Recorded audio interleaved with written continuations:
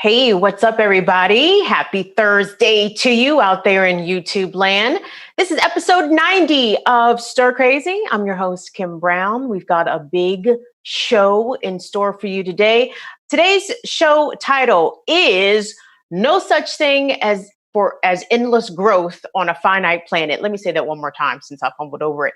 No such thing as endless growth on a finite planet. We are dedicating today's episode of Stir Crazy to talking about climate change, environmental justice, and how basically communities of color and people of color will be bearing the brunt of this climate disaster. We have seen some just remarkable things weather-wise on planet Earth this year. 2020 has been crazy. We have had more named Atlantic hurricane storms. We're already in the Greek alphabet.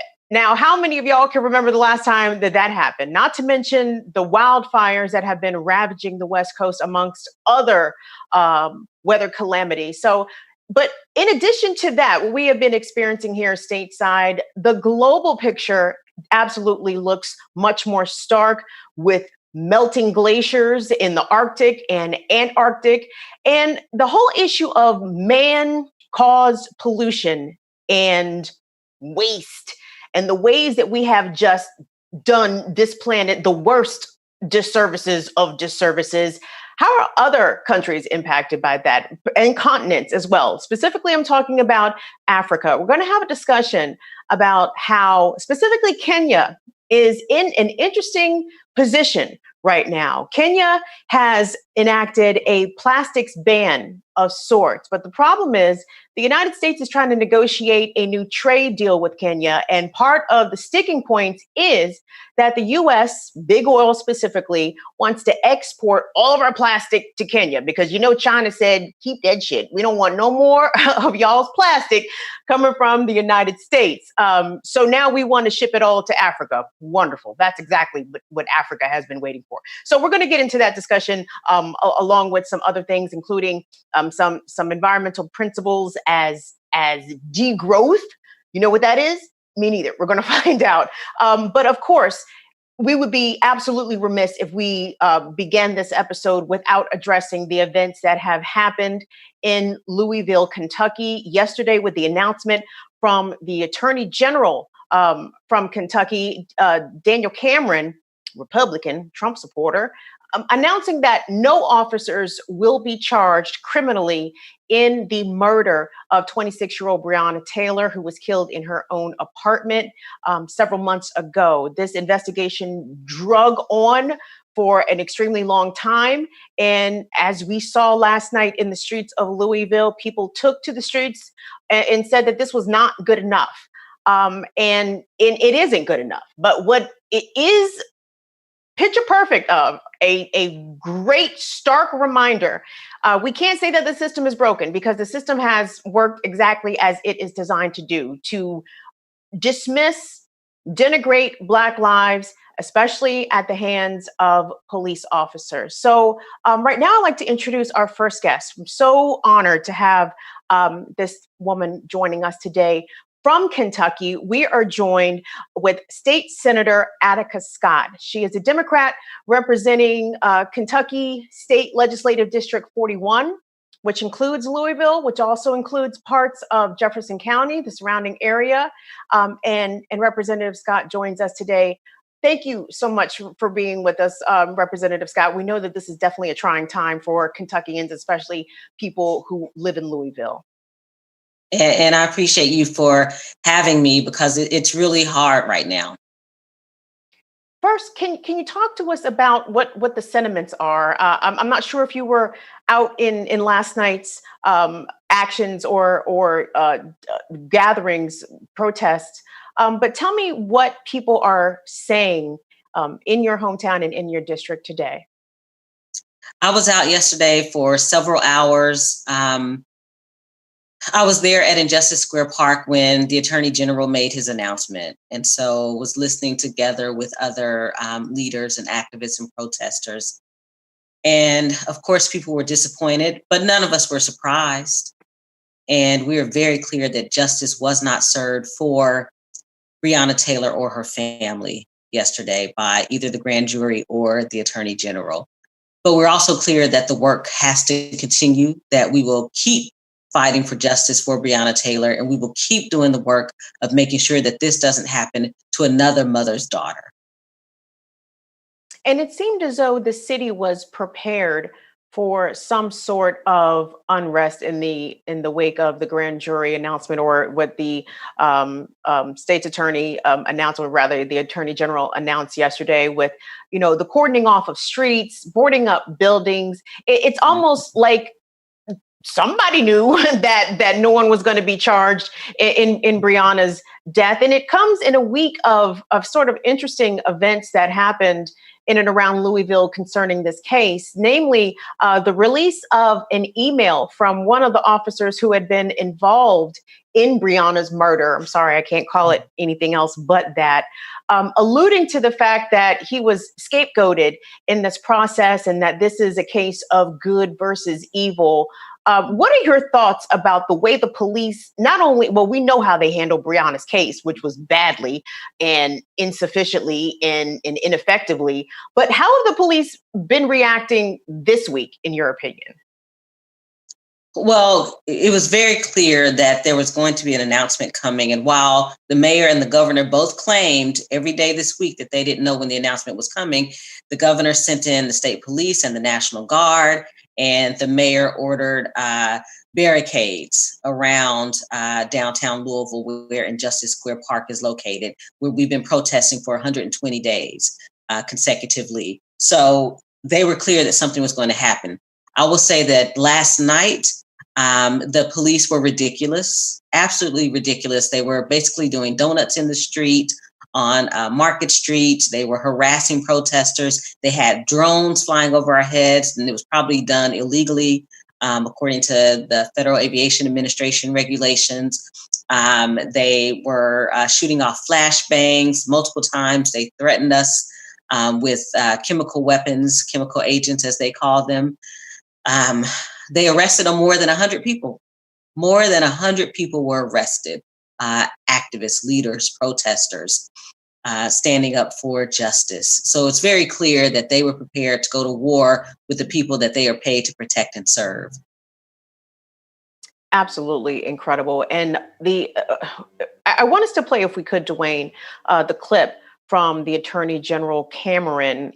We put together a little montage of his comments, and I wanted to get your take on the way he presented even the findings of the investigation to the public. It definitely seemed as though the Attorney General had already picked a side, but I'll let everybody else decide. Let's take a look at that.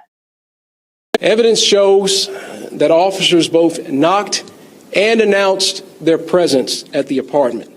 The officers' statements about their announcement are corroborated by an independent witness who was near in a proximity to apartment 4.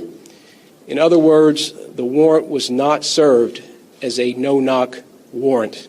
The KSP ballistics analysis did not identify which of the 3 officers fired the fatal shot. After receiving that information, I asked the FBI crime lab to conduct its own analysis to see if they reached the same results. The FBI ballistics analysis concluded the fatal shot was fired by Detective Cosgrove. Our office looked at both reports to determine if there were major differences in the procedures used by each lab that would have led the FBI to identify who fired the fatal shot. Both law enforcement agencies use similar equipment and analysis, and each lab is highly respected for their work. There was nothing our investigators could point to, nor anything provided by the respective agencies, that directly explains why one lab made the call while another did not. I think it is worth repeating again that our investigation found that Mattingly and Cosgrove were justified in their use of force after having been fired upon by Kenneth Walker. Representative Scott, there was a lot wrong with that press conference yesterday from Attorney General Cameron, but at the same time, I wanted to get your take on what he said there.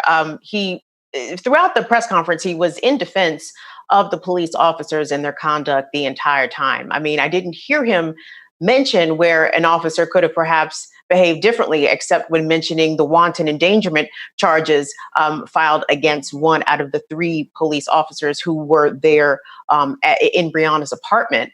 But for him to admit openly that his office, using the Kentucky State Police investigation firm, investigative agency to determine ballistics, et cetera, who fired the fatal shots that killed Breonna. And for them to even ask for the FBI's help, and the FBI tells them the fatal shot came from Officer Cosgrove. And then for the Attorney General's office to dismiss that information and make all these odd excuses as to why no one was being held criminally responsible for Breonna's death, and saying blatantly that he felt as though the officers were justified in their use of force. I mean, what does that say to the Black community in Louisville, and basically to Black people, Black Kentuckians at large, when you have the most innocent of victims, no one be held accountable for her murder? It tells us that the system worked the way it was designed to work. It has never worked for us. When Black people are murdered by police, we hardly ever get justice. And the Attorney General played right into that. He was playing to his base. He wasn't concerned about justice for Breonna Taylor. And I'm very disgusted by some of his comments, particularly around celebrities and athletes who have been speaking about justice for Breonna Taylor, disparaging those actions, him disparaging the actions of activists and leaders and protesters who've been speaking up for justice, and repeatedly celebrating law enforcement. He made it very clear that he had no intention of issuing justice for Breonna or her family.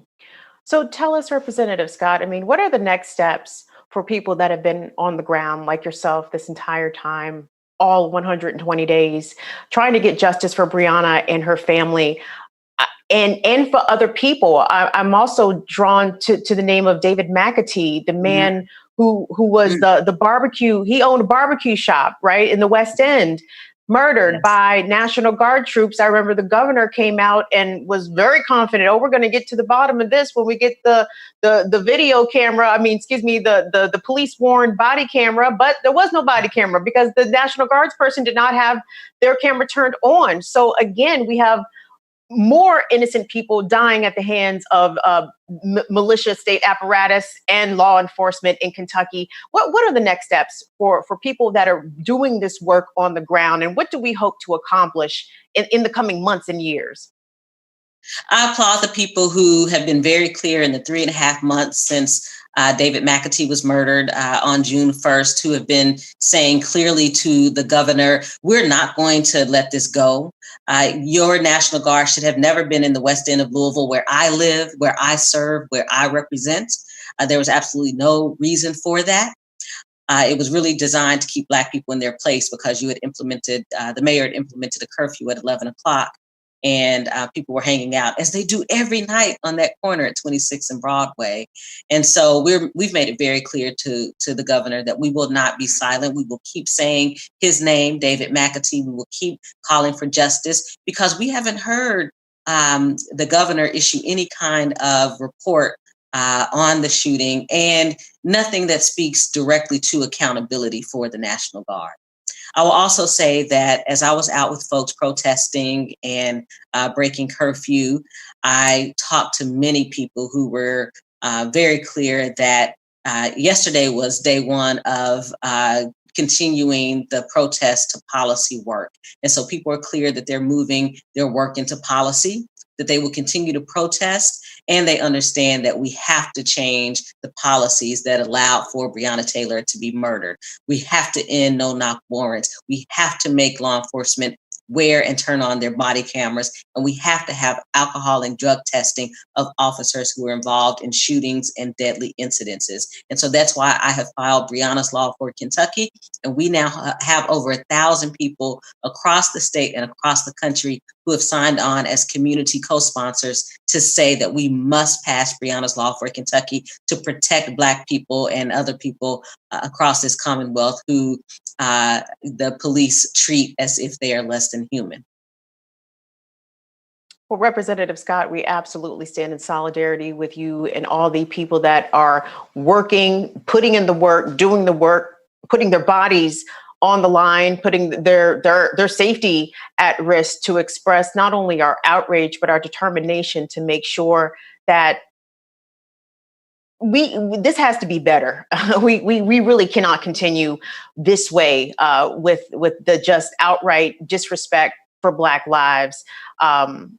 And Breonna definitely, she absolutely deserved better, and hopefully she will get better. But it may not come from this system in the form that we may want it to. So I have to thank you so much for making time to speak with us and updating us about what has been happening in Louisville. We've been speaking with Kentucky State Representative Attica Scott. She represents the 41st Legislative District in Kentucky. Shout out to Louisville and Jefferson County. We appreciate your time, Representative. Thank you so much.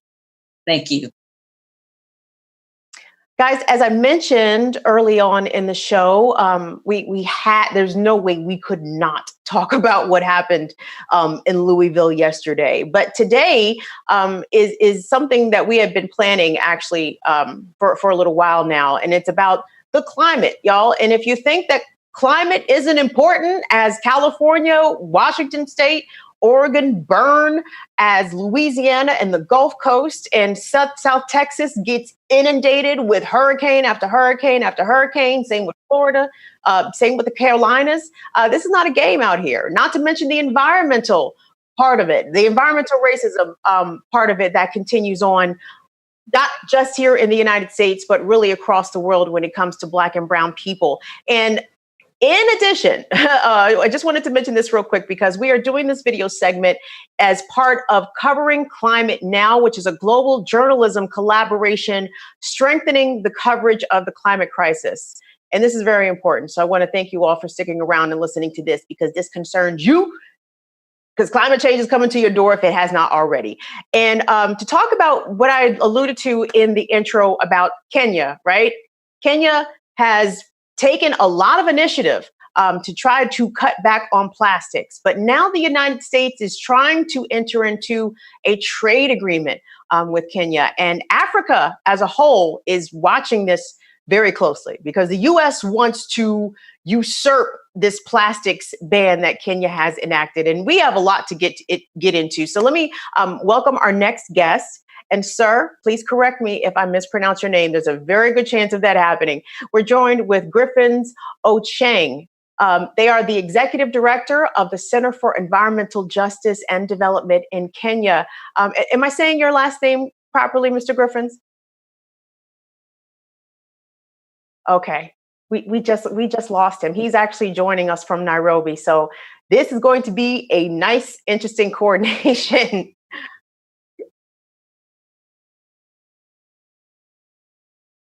Oh, Professor Anitra. Okay. So while we are working to get back Griffins Ochieng, and I hope I'm saying his name right, I probably am not, who's joining us from Nairobi, we have Professor Anitra Nelson, who is the Principal Research Fellow at the Melbourne Sustainable Society Institute at the University of Melbourne. And might I say that Professor Nelson is a saint because I believe it is 8 a.m.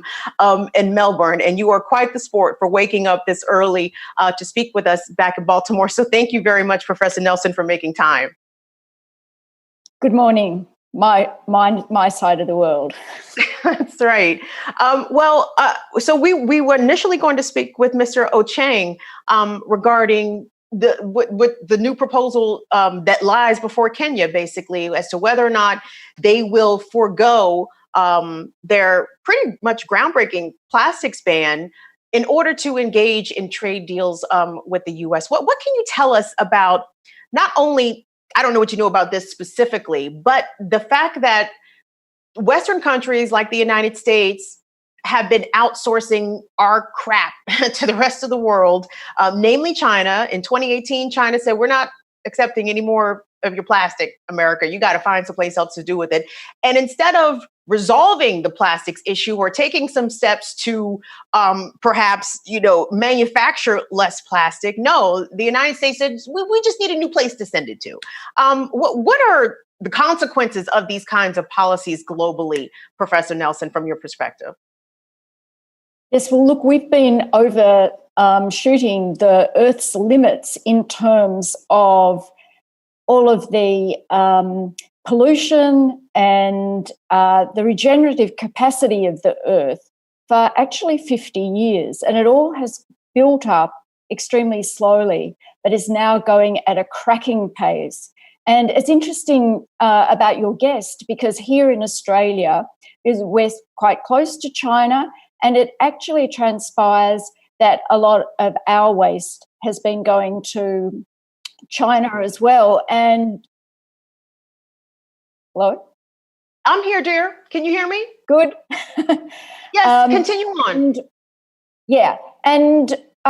And when the blockade, in a sense, occurred, it was actually quite good for us, I think, because we're actually having to deal with our own waste. And we actually have, massive community-based programs on this very issue, and it's made people very aware. It's one of the big problems with a lot of trade.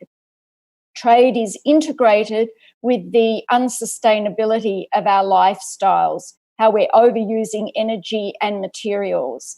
Partly it's because things are happening outside of our local area, so we don't see that people are being paid very small wages for the work that they're doing for creating our clothes or our food or all of those kinds of things. Massive implications for the limits of the Earth and us actually, just like with carbon emissions, we're needing to reduce them. We're actually going to need to reduce our kind of overconsumption. Professor Nelson, we're going to bring in Griffins back. Mr. Griffins Ochieng. Sir, please instruct me on how to pronounce your last name so I stop saying it wrong. We thank you so much. We appreciate you joining us back. Are you able to hear me? Thank you. I can hear you very well. Griffins, are you able to hear me? Yes, I can hear you very well. Are we frozen, Dwayne? Oh, wonderful. Thank you so much for being here. We appreciate you making time for us, especially on such a big time difference between Baltimore and Nairobi. Well, I'm not sure if you heard Professor Nelson, who's also joining us from Melbourne, her answer when we were talking about the whole issue of outsourcing, Western nations outsourcing their trash to other nations, as the U.S. did with China for quite some time until recently. And now there are negotiations underway for the U.S. to send its plastic to Kenya. Can you bring us up to speed on what this deal is about and what is at stake? And can you start off by telling us about Kenya's plastic ban, please? Thank you very much for having me.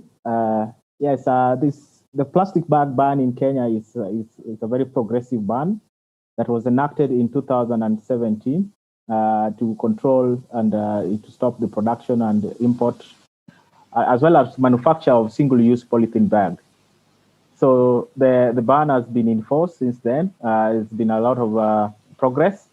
And just recently this year, in June, Kenya banned the use of polythene, the plastic bottles and other single-use materials in protected areas like National Park, among others.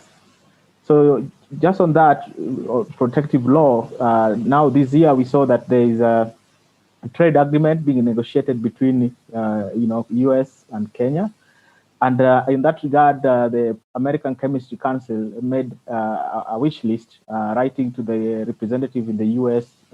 In order to, ask them to allow for the export of plastic waste and other chemicals into Kenya and broadly into Africa. So that was a problematic, kind of advance. Considering that Kenya is a leader in the Africa region and was one of the countries that has continued to strongly advocate for, ban of single-use plastic. And so in that regard, they be able to want to, reverse this law by, asking for lifting restrictions so that they continue to export plastic waste and other chemicals into Africa. And we know plastic waste is hazardous, and this will pose serious effects or threats to the human health and the environment.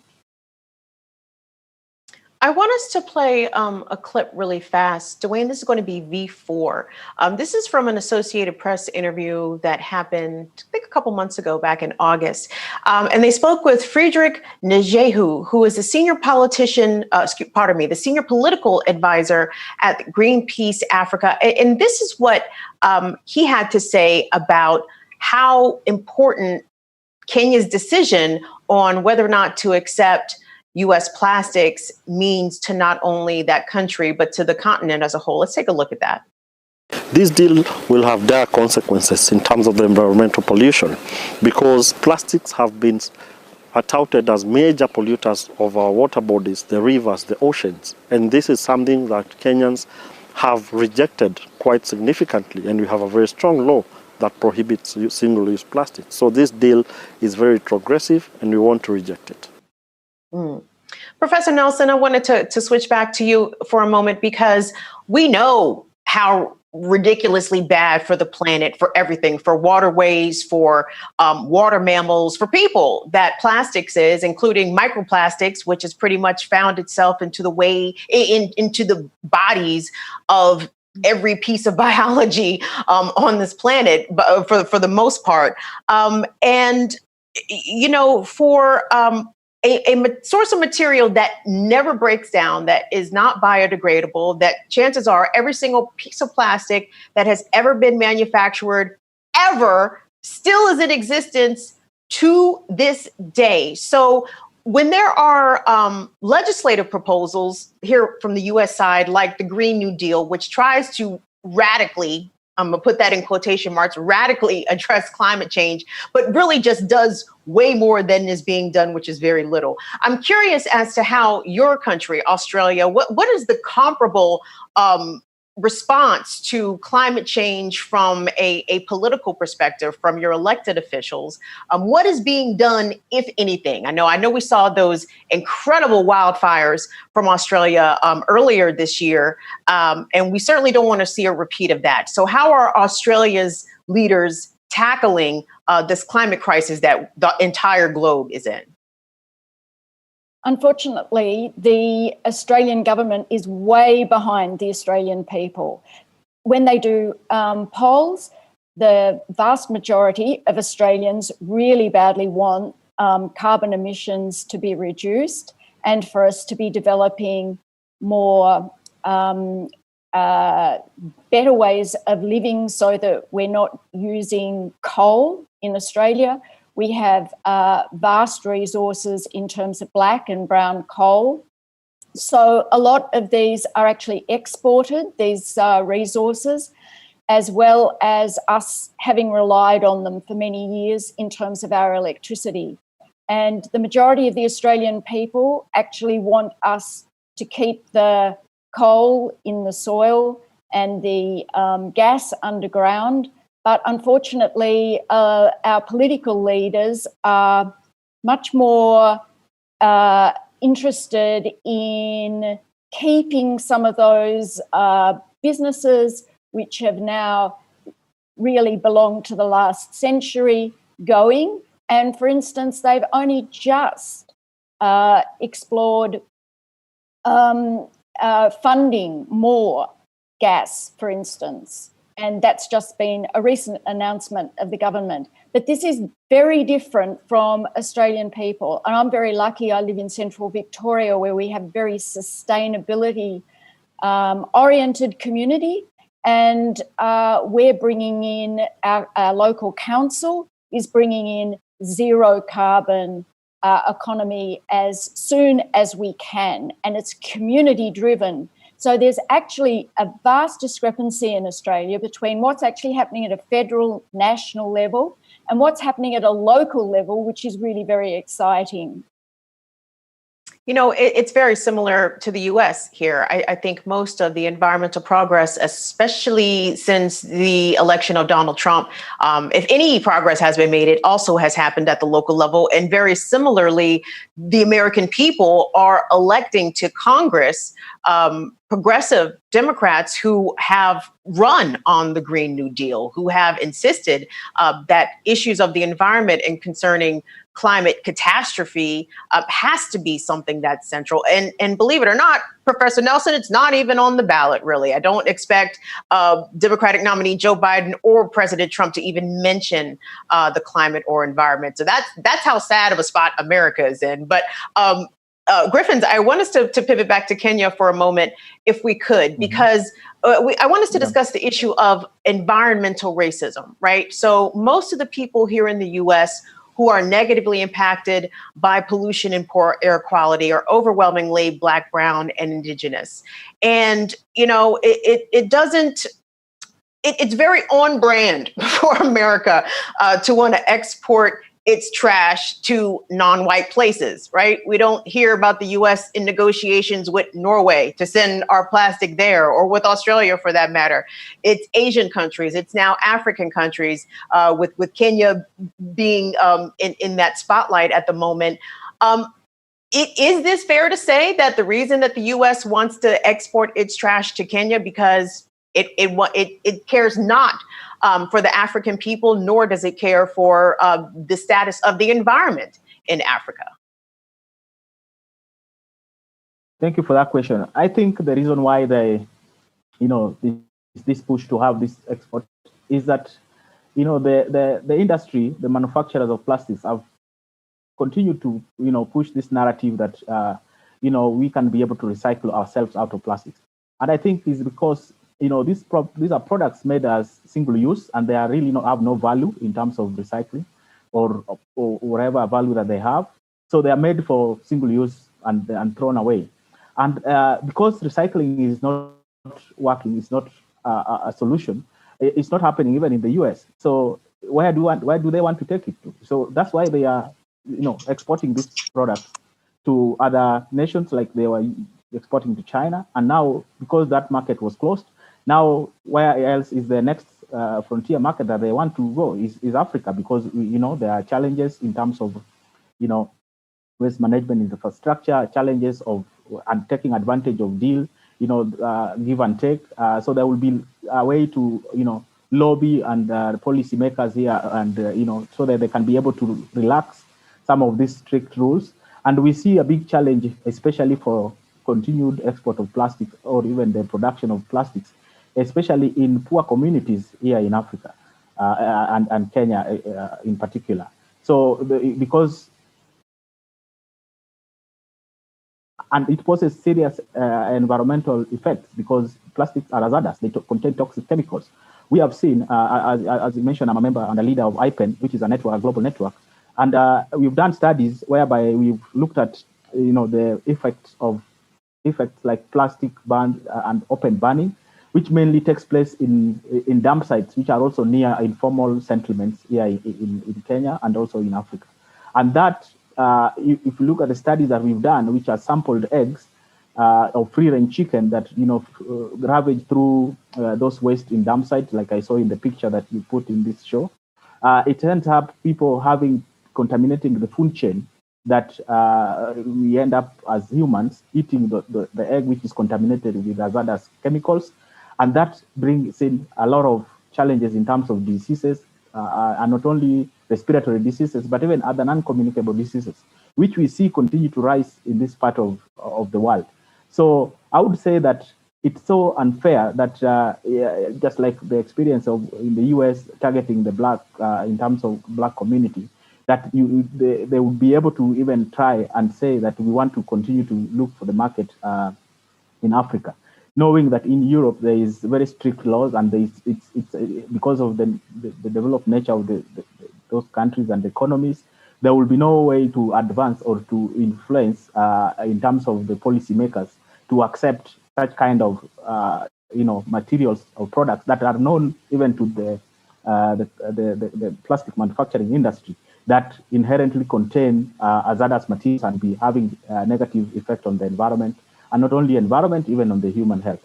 Just because also the narrative about recycling, it's well known that it's not working because of the nature of how these products are made to be single use and to be thrown after. And again, it's because of the other challenge in terms of the plastics are made from fossil fuel and other petrochemicals, and there's really, the market for oil, especially even in the light of COVID, has been reducing because of the reduced demand. So where do you want to invest that resource is to continue manufacturing plastics. And I think that's the reason why, as you continue to manufacture, you have to look for the market where you are going to sell these products. And that's why there is this kind of effort taking advantage of this trade negotiation to be able to bring in the issue of plastic waste and other chemicals. And definitely that negates even the treaties that Kenya has signed and other African countries, like the Basel Convention, which, even this year, it was very strong on the bringing in the plastic waste amendment that to be able to categorize plastic as among the hazardous materials. And do you know the countries that were against that? Of course, there are countries that, like the US was opposing that kind of effort. So it means that one, looking for the market where they can be able to sell the product, the plastic materials, because there's dwindling market for oil and gas, among other, petrochemical. So that investment need to be redirected to continue manufacture of plastic. So that is going to triple, and you want to look for a market where you're going to take it. And we see the problem in Africa in terms of the challenges of management of those kind of, growth of plastic waste, as well as the effect that it comes out of it that I've just mentioned, like open burning, which happens mainly in formal settlements because we cannot be able to keep up, especially our municipalities, to be able to recycle or collect those materials or those waste. So in the end, it is against public interest, and it's against the public in Kenya to allow that kind of advancement. And our country, our government should not allow, be able to include issues of plastic waste export and chemicals into the country, because it's going to have a lot of negative effects on our environment, and not only on the environment, because this affects the food chain. As I've just mentioned, studies that we've done, that shows that, with the contamination of the food chain from the toxic nature of plastics, it ends up bringing other negative health effects. Thank you. And, there was a bit of reporting floating around last week. A number of outlets picked it up and took different angles of it. But the baseline was how big oil has been basically selling us this pipe dream of plastic recycling, and how plastic recycling is, able to perhaps solve the plastic problem. But oh no, jokes on us. Most plastic is never recycled, and it just continues to pile up. But that was the PR entryway, the PR spin from big oil and plastic manufacturers to keep on pumping out this plastic. Professor Nelson, it underscores how dire our situation is, not just for human beings, but definitely for, marine animals, most especially. What will this do to us? I'm thinking that in 1,000 years, in the year 3020, most of this plastic that is still here today in 2020 will absolutely still be around. I mean, we know the long-term projections of the health of the planet are kind of stark, but seriously, like what is the end game if we continue on this exact pace that we find ourselves on now? But the problem is that it's not even that far away. We're probably going to see massive changes over the next decade. It's just started with all these fires in my country, in your country, and these tipping points are being met now because we have met the limits of the earth. And it's showing all of the signs of this. So yes, in terms of plastics, if they open up birds, scientists in our country open up birds along the ocean side, it's just extraordinary the amount of plastics that's accumulated in those birds and in the oceans, so that all kinds of dire things are happening. And really, there is something that we can do about this, and that is we actually need to be cutting down, not just on the materials and the energy, our consumption in terms of production, but we need to cut down on inequalities between people and a kind of competitive society that we have, which means that we have those inequalities. And that's why I'm so passionate about degrowth and the degrowth movement, because we associate a lot of the driving mechanisms for these kinds of deleterious processes in growth itself and the idea of growth. And our whole societies are really kind of culturally ingrained with growth, as well as it being an economic drive. You know, and I when I read about your principle of degrowth, or the principle of degrowth, I was reminded as a younger woman when I used to work retail in the mall, right, at the shopping mall. And when you work sales, you have sales projections that the corporate office compiles for you. And when you look at last year's sales compared to what this year's projections are. And even as a younger person, I was always struck by every single day, the corporate sales expectations were higher of that from last year. I'm like, every day? Like, how are we supposed to sell more every day? I mean, that's statistically probably impossible. But that is what capitalism demands, that the resources are infinite. The greed is infinite. But we are living in a place of finite resources. Griffins, I'm going to let you have the last word here. Obviously, we know Kenya is a gorgeous country and has a lot to risk from its own, environment, its own, eco center. If this deal with the U.S. is allowed to move forward, what would you say to other African countries? Because should this deal with Kenya fall through, big oil manufacturers and plastic manufacturers and the United States government is absolutely going to be looking for another location, and they will try to come to another African spot. What would you tell leaders and environmental organizers of other nations of your continent what to do or what not to do when it comes to allowing American trash into your space? I would say that the African countries and my country should, follow on the footsteps that what other nations, especially in Asia, is doing. Like, no country wants to be the dumping ground for this kind of waste. No one wants to be the world trash bin, for other nations.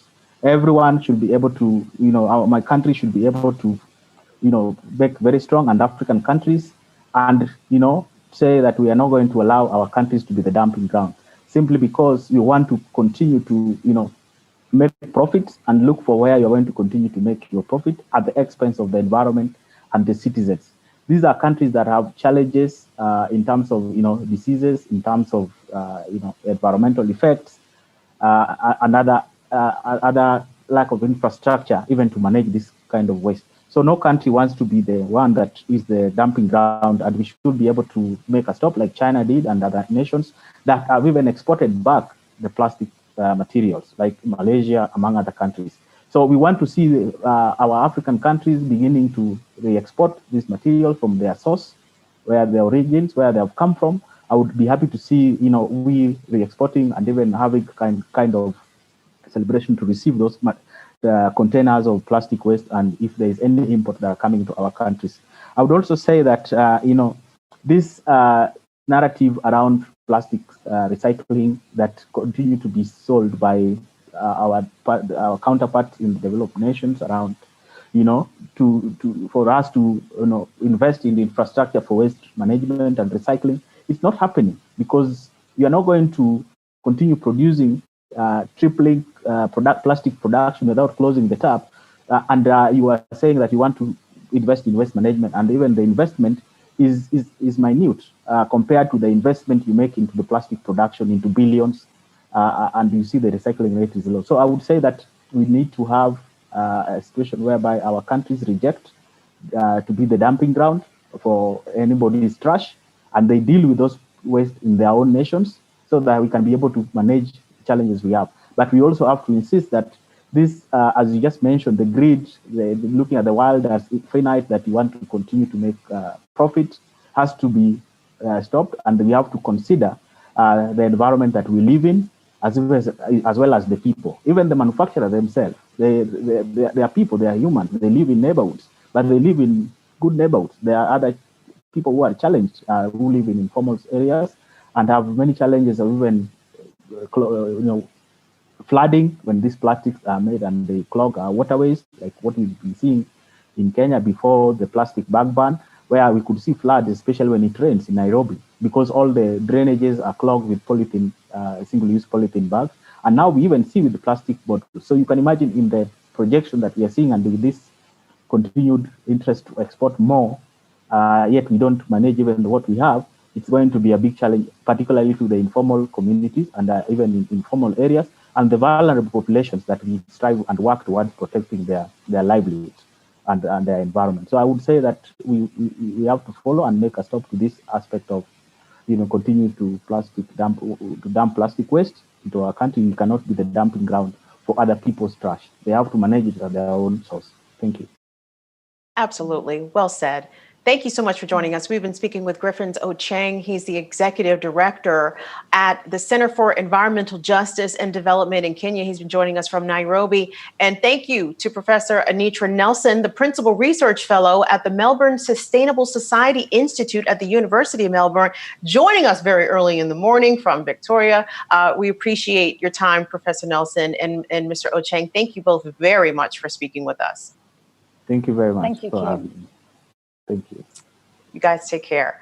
Well, guys, moving along here in the program, of course, it's not even been a week since the passing of Supreme Court Justice Ruth Bader Ginsburg. She died Friday of a myriad of causes. And while the late justice is certainly being remembered for being a trailblazer when it comes to the issues of gender equality and being paid, hired, admitted to school, hired at a job on the basis of sex, she does have a bit of an iffy environmental record that should absolutely be remembered and given some scrutiny. But before we get into that conversation, and I'm giving everybody permission to laugh, okay? Not to say that death is funny. And we know that Ruth Bader Ginsburg fought a lot of different ailments. She was a cancer survivor many times over. So she's laying in repose at the Supreme Court. And today, Donald Trump and Melania Trump visited her casket. And this is the response that the Trumps received. I laugh, so y'all can laugh too. Go ahead. Let me see that, Dwayne.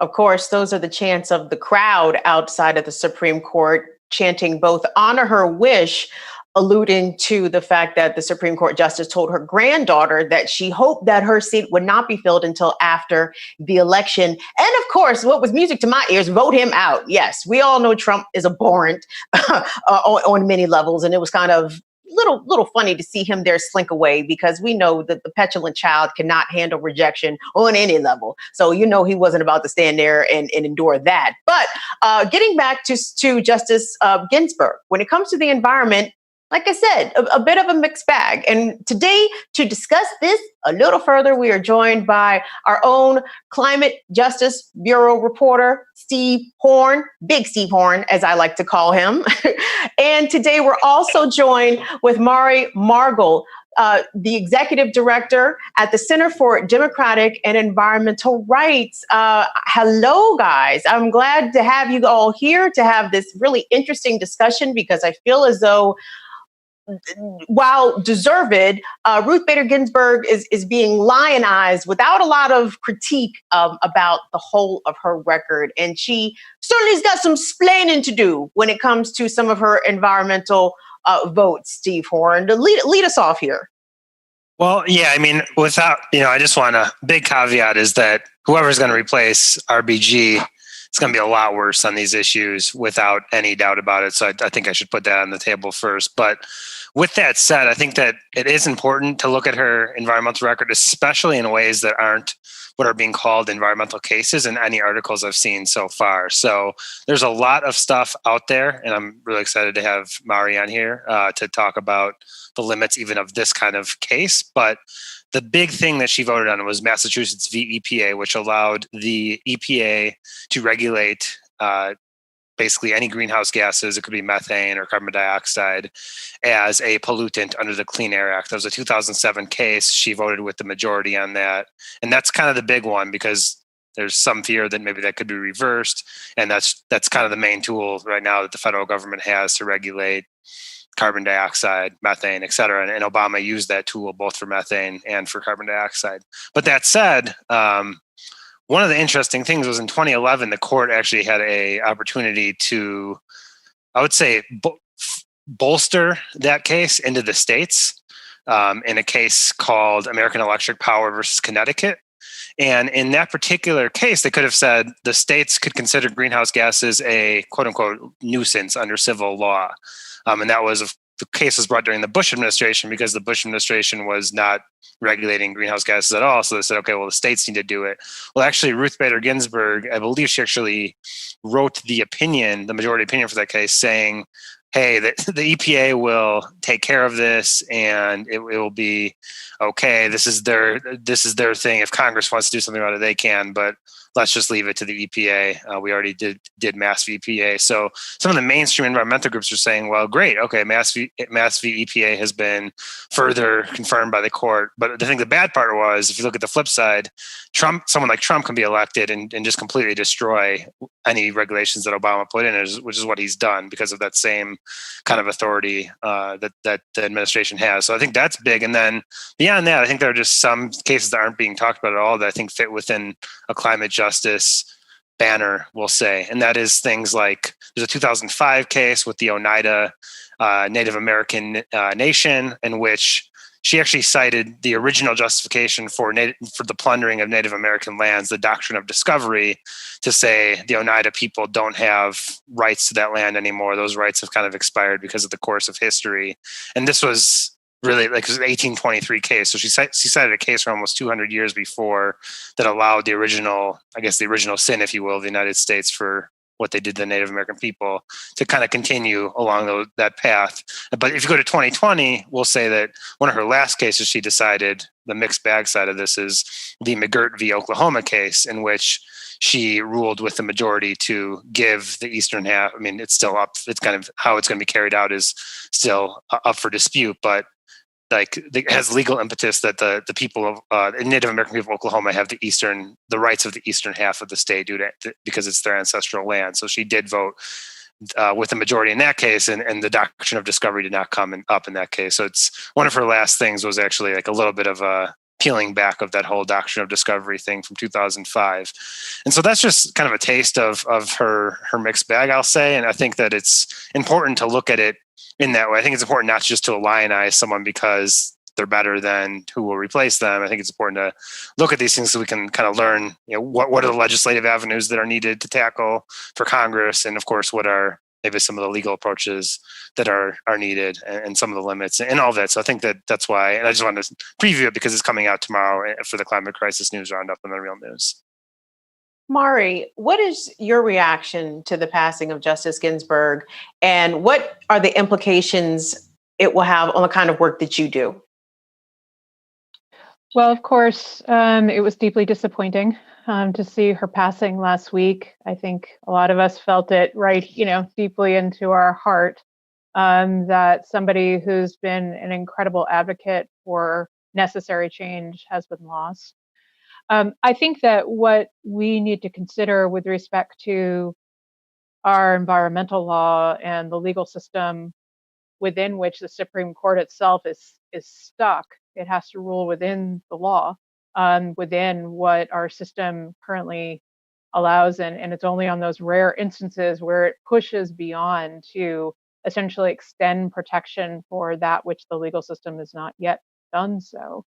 And Ruth Bader Ginsburg was one of those people, both as a lawyer and then as a member of the Supreme Court, who pushed the boundaries of what we might call the legal status quo.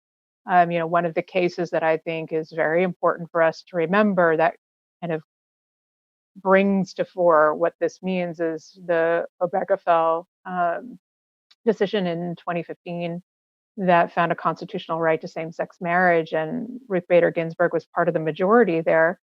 And part of that decision, the majority writes that the nature of injustice is that we may not always see it in our times, and that what the founding fathers did was they provided as a quote charter protecting the rights of all persons to enjoy liberty as we learn its meaning as the law evolves, as we become to understand that others are in need of protection that the law may not currently protect. We're in the same situation with nature today. And what I mean is, we have environmental laws at the federal level and at our state level, such as the Clean Air Act, the Clean Water Act, etc. And those laws are all based on this idea that nature exists to serve human needs, for human use. So these laws legalize how human beings can use the natural world. So legalize activities that bring known environmental harms, such as fracking or industrial hog farming or mining or other things that destroy the environment and are licensed and legally authorized to do so. And so we, in our work to recognize that nature itself is in need of a much higher level standard of environmental protection by actually recognizing that nature itself possesses legal rights. It's a legal entity, a living entity that needs the protection of even the most basic right to exist, because our environmental laws today do not recognize that, do not offer that protection to nature, which we all depend upon. And of course, the consequences that we're seeing ecosystems collapse around the globe, we're seeing species extinction accelerate far faster than normal background rates, and of course, climate change. And I live in the western part of the United States, and it's just being able to breathe clean air today, it feels amazing because we are just been surrounded by smoke and fire, which are made more intense because of climate change. And our laws are simply not written and are not carrying out what we need them to do in terms of protection, which means transforming them to law that actually protects nature's even most basic right to exist, basic right to well-being. And that's where the work really we see needing to go. We have countries like Ecuador and Colombia and other places that are beginning to move forward a recognition that nature itself protects, is in possession of legal rights. And it's a transformational way to say that we human beings need to fundamentally shift how we live on the planet. We need to recognize ourselves as part of nature.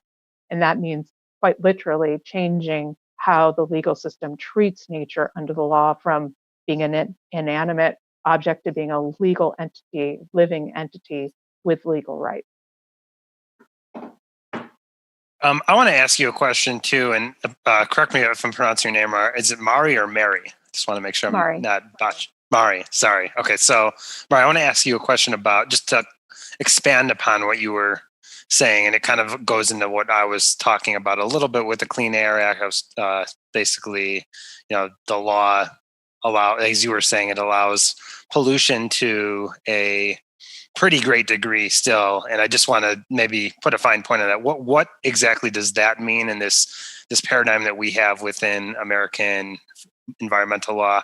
How does that compare to what your organization and the coalitions you work with, which are pushing for something far more radical, which is rights, the rights of nature, and maybe you could even give an example of like one of these fights look like, or maybe one that's happening here in the United States right now that you and other groups are working on. Certainly. So it might come as a great surprise to many people who are not immersed in a day-to-day looking at law, that our environmental laws today, even though they're called environmental protection laws, they actually legalize harm to the environment. So the Clean Air Act legalizes how much we can pollute the air. The Clean Water Act, how much we can pollute our rivers and streams and the ocean. And so we're legalizing activities in which we literally are using nature. We're using fresh water, like millions of gallons of fresh water at every frack well are being contaminated. And that's legal under the law. That's being, permits are being issued to corporations to conduct that activity.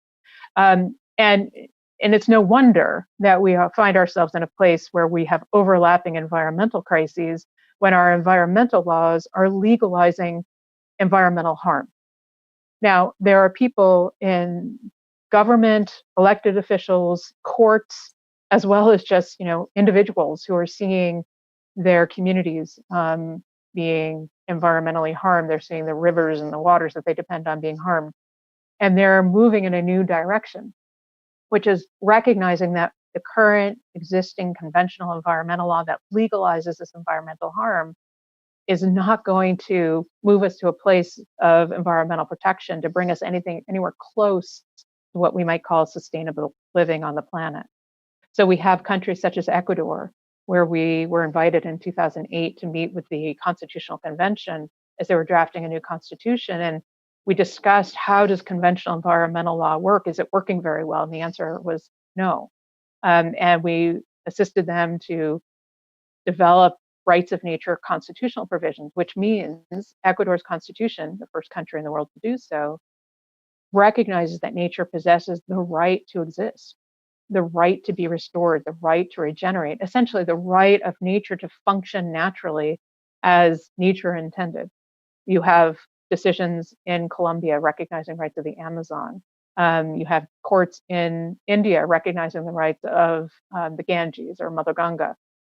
And here in the United States, you have communities, more than 36 now in different states, have recognized that nature possesses rights, and tribal nations, such as the White Earth Nation, we've worked with to recognize rights of Minomen, a wild rice species that they have, for generations, for eons, have depended upon and see as very close to their culture.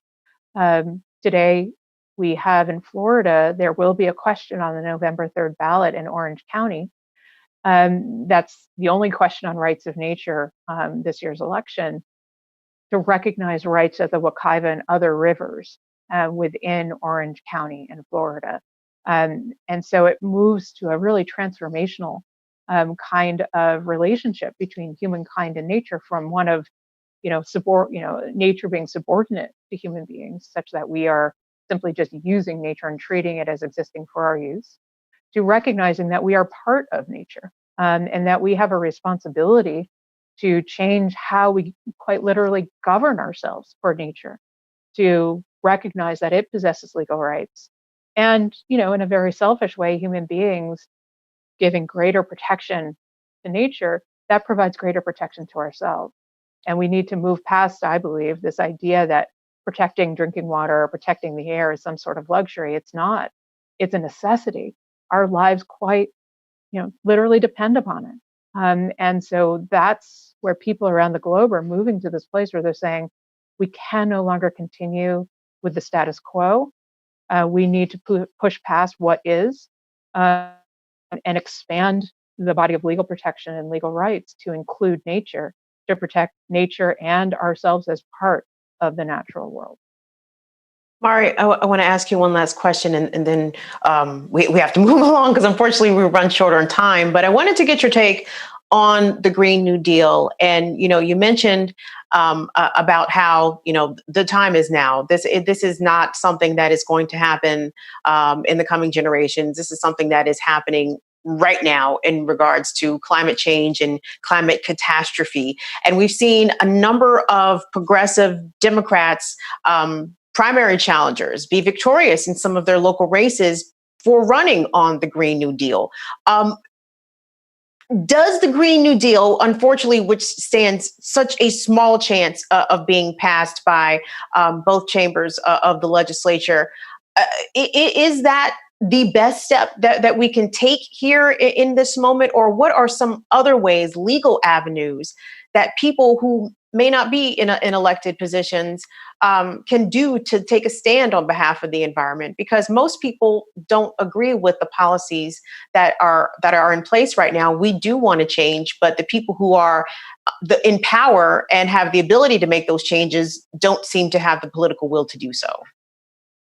I think we're at a very important moment, and we're sort of in this moment of disruption. And we see it with people who are, protesting in the wake of the George Floyd killing, and as I was marching in my city and other people are marching, it's this sense that what's been happening on issues of racial justice and discrimination, that's not going to change from the top. It's going to literally change from people marching in the street.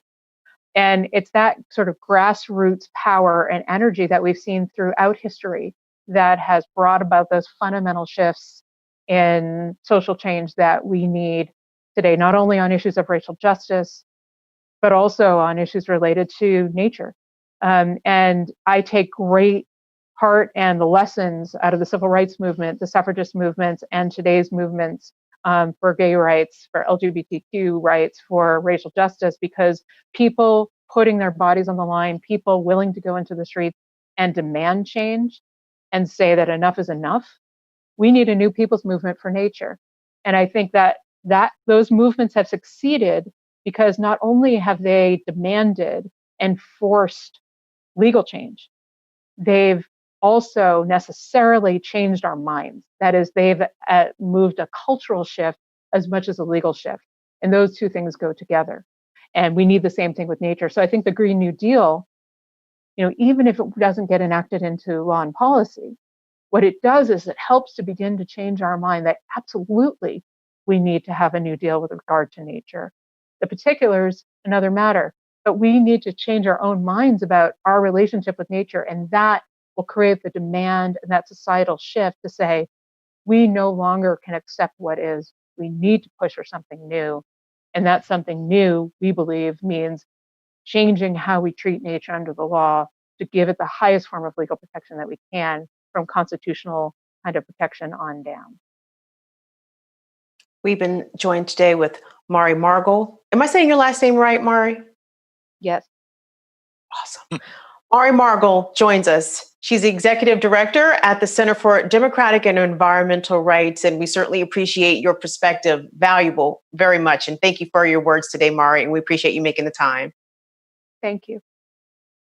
Steve Horn's going to stick around. We're going to bring in Andrew Corkery, also known as Mr. Thursday. He is our visual and research producer. And Steve and Andrew have been working on a most important climate story. And gentlemen, as you know, we are in overtime. So I'm going to give you both 60 seconds apiece to make your pitch and tell the people what we can expect from your story. Go first, Andrew. Okay. All you. All right. Yeah, so basically this story we're working on is the intersection of climate and foreign policy. It involves the Eastern Mediterranean and the entrance of Chevron into the region of the Eastern Mediterranean by purchasing Noble Energy. And from there, it is intensified an existing geopolitical conflict for resources, particularly oil and gas in the Eastern Mediterranean. And it talks about, the different countries of Israel, Turkey, the United States, Cyprus, and Greece, all looking at what this show is about today and saying that really doesn't matter, which is, we live on a planet with a finite amount of resources, but we will continue to drill and utilize those resources as we damn well please and cause as much geopolitical problems and war as possible without thinking about the ramifications of doing such. So that's basically the story in a nutshell, and I'll let Steve close it out. Absolutely. That was a good summation, Andrew. I would just add that, just to give a preview of it, one of our sources who we talked to for this narrative piece basically told us that within this big skirmish for offshore gas in that particular region of the world, they're talking about all these different geopolitical things, and there's these new alliances that are being formed, and the Trump administration is brokering deals between the UAE and Israel, and there's like this whole thing how he's creating a peace, quote unquote, peace deal and all this, whereas like the opposite is happening, and there's this massive military buildup, and it's a crisis within NATO and the EU. So that's all happening, but the one elephant in the room that is not not happening, which is what one source told us, is somehow left out of this entire equation is that you all are making the climate crisis worse. This is going to be so bad for the region, a region that is already dealing with desertification, dealing with prolonged droughts, dealing with that means food shortages. All of this is just exacerbating all of that. And so I think that's this has not at all yet really been discussed within the context of the climate crisis. I think our narrative will be the first one that gives it that much needed context. Hey, Steve Horn, I'm being told there's a forum you need to plug. Is that accurate? A forum I need to plug? Do I have that wrong, Dwayne? Can you tell me real quick? Oh, a forum. Yeah. A forum. A forum. My bad. No, I thought I said a forum. Yeah. So that I'll plug it. Maybe your headphones working? The headphones are working, but my brain is not. So long. So the real news next week will be hosting a forum with, or I guess a media partner of the forum, which is convened by 350.org. I do not have the name here. Oh yeah, the name is the Stronger Than Storms, Climate and Just Recovery. And this forum will basically be impacted communities on the front lines of climate change throughout the United States, also in Puerto Rico, talking about, and mostly youth. So talking about how the climate crisis is impacting them now, and it's 33 days before the election. So it's a real, an attempt to put this issue at the center of, probably not the center of discussion, but at least make it more part of the discussion within the election season coming up. And so I definitely encourage people to check that out on the 30th. It's taking place at 5 p.m. Pacific time, 8 p.m. Eastern time. And as everything else these days, it's going to be online. So definitely check it out. And we will have it on our website as well, I believe. Yes. Definitely check out therealnews.com to get more information about that. Guys, we have to say goodbye.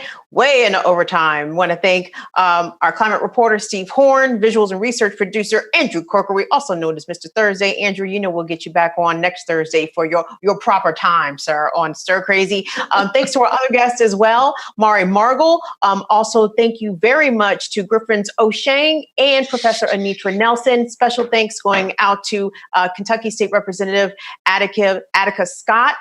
Thank you very much to Molly Shaw for making that happen. We really appreciate that big time, Molly. I'm Kim Brown. We will see you all tomorrow. We're going to talk about other things pertaining to the Breonna Taylor events happening in Louisville. Also going to talk about Trump saying that he is not about a transfer of power because he ain't going no fucking where. So Trump said, what's the point of transfer of power when I'm going to stay right here, regardless of what the election says? So a lot to get into tomorrow on Stir Crazy. You guys have a great rest of your evening. See you later. Bye.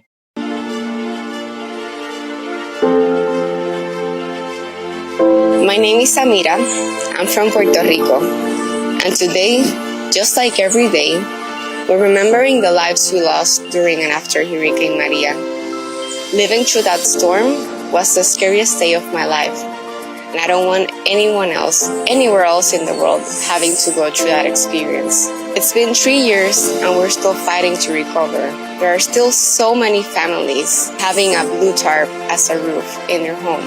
Colonialism has left us in a dire situation, and this is being made worse by the climate crisis. We need to talk more about issues like this. We need to talk more about these disasters. Join me and other frontline climate activists on September 30th for the virtual event Stronger Than Storms, Climate and Just Recovery Forum. Let's rise up to protect lives.